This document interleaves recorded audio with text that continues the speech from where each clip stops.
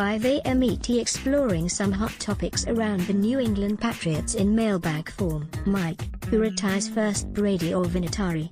Matthew Cullen, at Matthew3096586, June 19, 2018. Matthew, let's start with the tale of the age tape for these former Patriots teammates. Vinatieri, whose birthday is December 28, is 45 years old.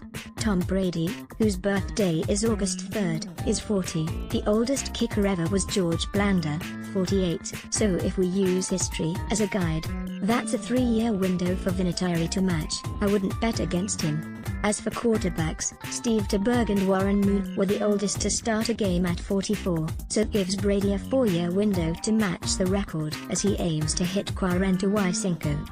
I wouldn't bet against him either. While the bottom line age favors Brady, one aspect that tilts the scales in Vinatieri's direction is workload. As a kicker, he isn't going to be subjected to the volume of hits that Brady will as a quarterback, and injuries could ultimately determine the victor here. So put it all together and this is a close one, especially with Brady talking about family considerations in his interview with Oprah Winfrey, which is another dynamic in play. Still, I'll say that Brady will outlast Vinatieri, just because if there's one thing I've learned about Brady over the years, it's to be careful of underestimating him. Hey Mike, just wondering why most players can't report until 15 days before the first preseason game?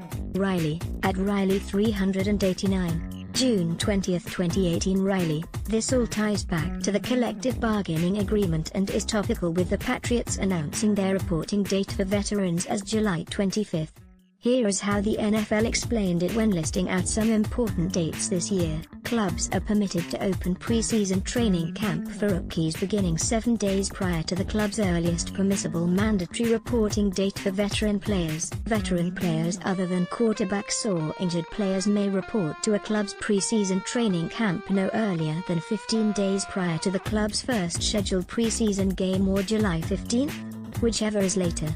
The 3-day acclimation period will apply to players who are on a club's roster up to and including the mandatory veteran reporting date.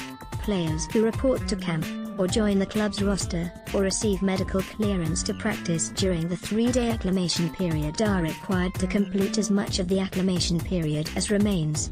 Players who report to camp, or join the club's roster, or receive medical clearance to practice after the 3-day acclimation period has ended may practice, including wearing pads, and play immediately after passing a physical.